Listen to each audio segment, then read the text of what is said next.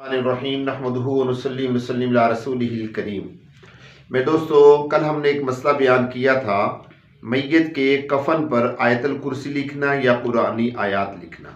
اس پر بہت سارے دوستوں نے واٹس ایپ کے اوپر بھی اور ویسے بھی فون کیا، فیس بک کے اوپر بھی دوستوں نے کہا کہ آپ جنازے سے متعلقہ جتنے بھی مسائل ہیں ان کو تفصیل کے ساتھ بیان کر دیں تاکہ ہم لوگ اس کو بیٹھ کر سمجھیں۔ تو میں نے اس کے اوپر کوشش کی کہ میں جنازے کے تمام تر مسائل آپ کے سامنے رکھوں۔ پھر میں سوچتا رہا کہ میں کون سی کتاب کا انتخاب کروں کہ جس کے اندر ہم ہر مسئلہ جو ہے تفصیل کے ساتھ بیان بھی کریں اور ساتھ میں اس کی کوئی نہ کوئی دلیل بھی پیش کریں حدیث مبارکہ سے، تاکہ اگر کوئی شخص اعتراض کرنا چاہے تو اس کا اعتراض ختم ہو جائے۔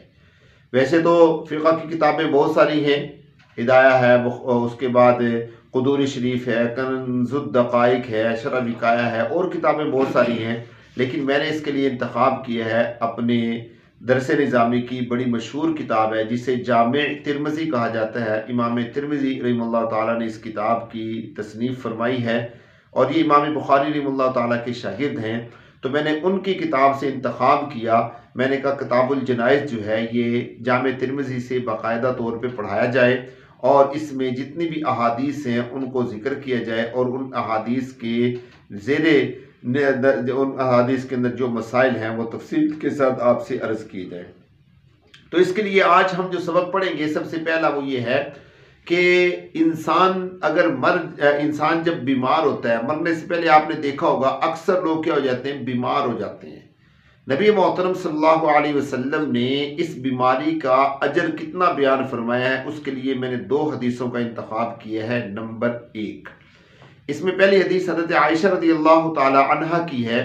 وہ فرماتی ہیں رسول اللہ صلی اللہ علیہ وسلم نے ارشاد فرمایا کہ کسی مومن کو کوئی کانٹا لگے یا کانٹے سے کوئی چھوٹی چیز لگے، اللہ اس کے بدلے میں جنت میں اس کا ایک درجہ بلند کر دیتے ہیں اور اللہ اس کے بدلے میں اس کی ایک گناہ کو معاف فرما دیتے ہیں۔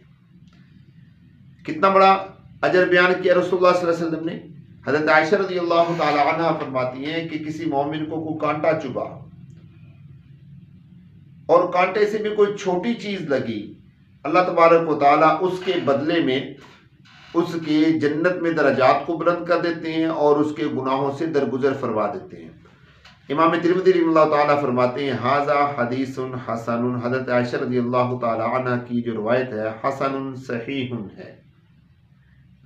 اور دوسری روایت حضرت ابو سعید خدری رضی اللہ تعالیٰ عنہ کی ہے، وہ فرماتے ہیں کہ رسول اللہ صلی اللہ علیہ وسلم نے ارشاد فرمایا کسی مومن کو کوئی بھی پریشانی آئے، کوئی غم، کوئی تکلیف، کچھ بھی آئے، چھوٹی سے چھوٹی تکلیف بھی آئے، الا ان یکفر اللہ بہ عنہ سیئاتہ، اللہ اس کے بدلے میں اس کے سارے گناہوں کو معاف فرما دیتے ہیں۔